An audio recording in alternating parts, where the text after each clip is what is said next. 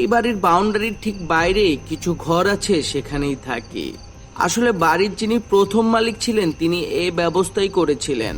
ঠিক আছে, তোমাকে ডাকলে যাতে পাওয়া যায় তার কি কোনো ব্যবস্থা আছে? হ্যাঁ আছে স্যার, যে ঘরে আপনারা শোবেন সেই ঘরে একটি দড়ি ঝুলতে দেখবেন। সেটা টানলে আমার ঘরের ঘন্টাটা বেজে উঠবে, আমি জানতে পারবো আপনারা ডাকছেন। তুমি তো আমাকে সেই আদিকালের গল্প শোনাচ্ছ। তোমার মোবাইল নেই যাতে ফোন করলে তুমি জানতে পারবে? হ্যাঁ আছে স্যার, তবে বুঝতেই তো পারছেন গ্রাম অঞ্চলে তো সন্ধ্যার পর ভালোভাবে টাওয়ার কানেকশন পাওয়া যায় না। ও ঠিক আছে, তা তুমি কি এখনই চলে যাবে? তা কেন স্যার, আপনারা রাতে কি খাবেন সেটা বলে দিলে চম্পাকে দিয়ে বানিয়ে ঘন্টাখানেক পরে এসে পৌঁছে দিয়ে যাব। কি হে, রাতে কি খাবে?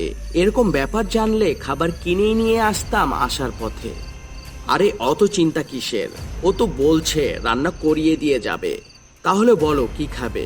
বেশি আর কি, লুচি আর পাঠার কষা মাংস আর একটু গা গরম করার পানীয়। কি হে, হবে তো? হ্যাঁ হ্যাঁ, আমি নিয়ে আসব। ঠিক আছে তাহলে এসো, আমরা একটু ঘুরে দেখি বাড়িটা কেমন।